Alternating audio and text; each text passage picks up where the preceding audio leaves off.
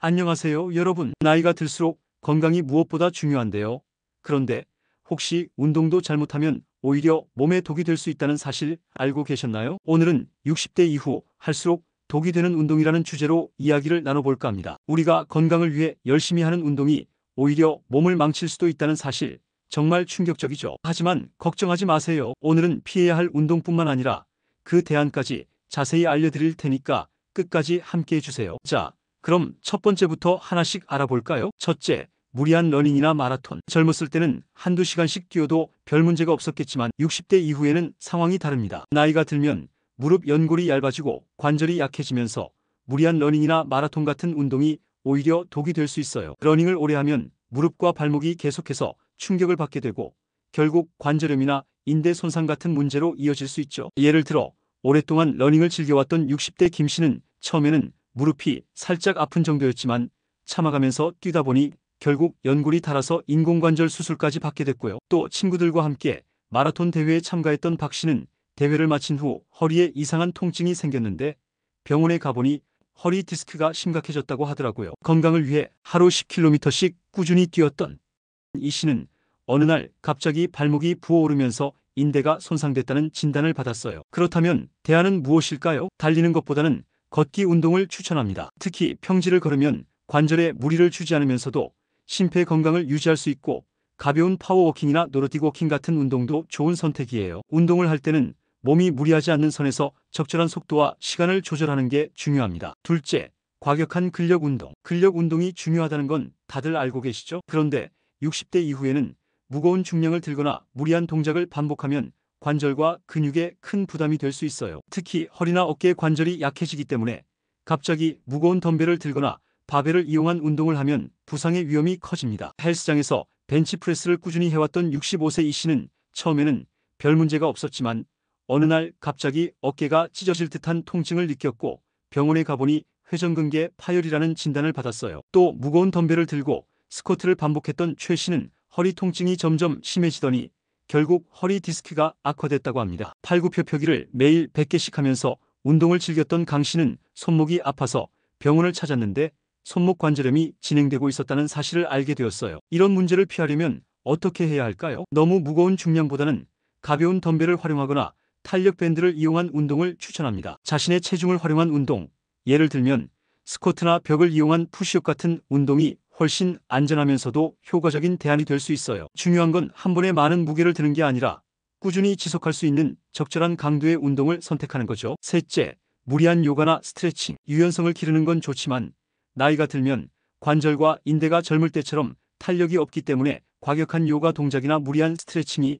오히려 부상으로 이어질 수 있어요. 예를 들어 요가 수업에서 몸을 최대한 늘리려다가 근육이 손상된 정 씨는 몇 달 동안 치료를 받아야 했어요. 또 허리를 과하게 젖히는 동작을 반복하다가 허리 디스크가 악화된 박 씨는 결국 병원 신세를 지게 됐죠. 무릎을 꿇고 오래 앉아있는 동작을 자주 했던 김 씨는 시간이 지나면서 연골이 점점 손상되면서 무릎 통증이 심해졌어요. 이런 경우에는 어떻게 해야 할까요? 너무 강한 동작보다는 부드럽고 천천히 움직이는 스트레칭을 하는 것이 중요합니다. 갑작스러운 움직임보다는 서서히 근육을 풀어주는 동작을 선택하는 것이 부상을 예방하는 방법이에요. 또한 필라테스를 가볍게 시작해보는 것도 좋은 대안이 될 수 있어요. 넷째, 과격한 점프 운동. 줄넘기나 박스 점프 같은 운동은 관절에 큰 부담을 줄 수 있어요. 반복적인 충격이 무릎과 발목을 약하게 만들고 골밀도가 낮아지는 60대 이후에는 골절 위험도 커집니다. 예를 들어 매일 줄넘기를 하던 김 씨는 무릎이 점점 시큰거리는 걸 느끼다가 결국 반월상 연골이 손상되었어요. 또 홈트레이닝을 하면서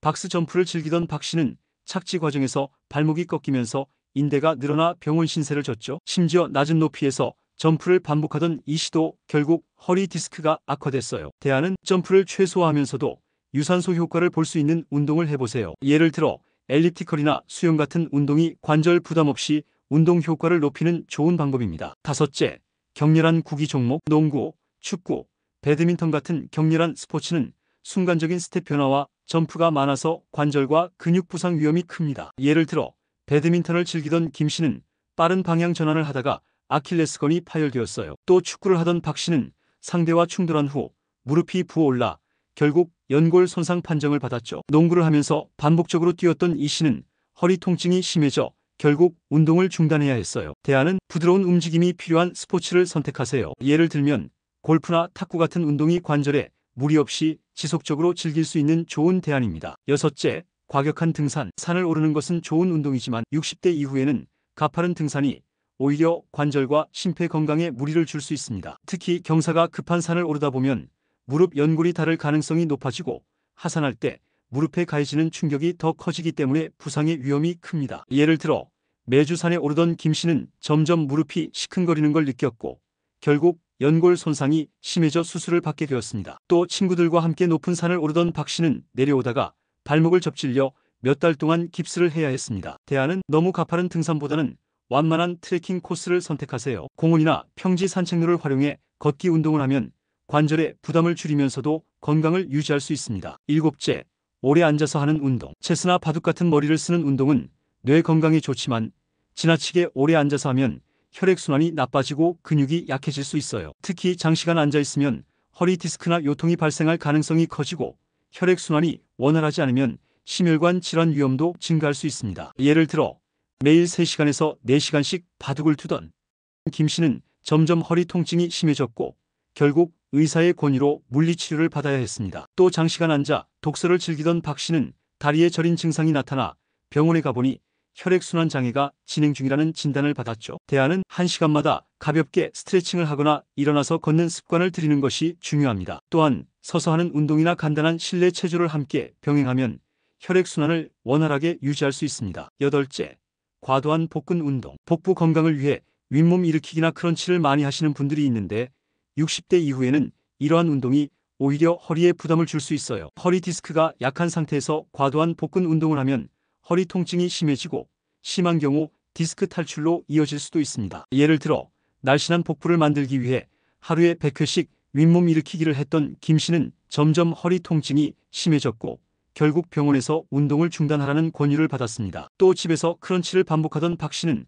허리 통증이 심해져 MRI 검사까지 받아야 했어요. 대안은 허리에 부담이 적은 플랭크나 호흡을 활용한 코어 운동을 추천합니다. 이렇게 하면 복부 근력을 강화하면서도 허리 부상을 예방할 수 있습니다. 아홉째, 무리한 팔굽혀펴기. 팔굽혀펴기는 상체 근력을 기르는 좋은 운동이지만 60대 이후에는 손목과 어깨 관절에 부담을 줄 수 있어요. 특히 손목 관절이 약해진 상태에서 반복적인 팔굽혀펴기를 하면 관절염이 악화될 가능성이 큽니다. 예를 들어 매일 50개 이상의 팔굽혀펴기를 하던 김 씨는 손목 통증을 호소했고 결국 병원에서 운동을 중단하라는 진단을 받았습니다. 또 무리하게 팔굽혀펴기를 반복하던 박 씨는 어깨 통증이 심해져 치료를 받아야 했죠. 대안은 벽을 활용한 푸시업이나 탄력 밴드를 이용한 가벼운 상체 운동을 추천합니다. 이렇게 하면 관절 부담을 줄이면서도 상체 근력을 유지할 수 있습니다. 열째, 너무 강한 유산소 운동. 심폐 건강을 위해 유산소 운동을 하는 것은 중요하지만 60대 이후에는 너무 강한 운동을 하면 오히려 심장에 부담을 줄 수 있어요. 과격한 인터벌 트레이닝이나 너무 빠른 속도의 사이클 운동은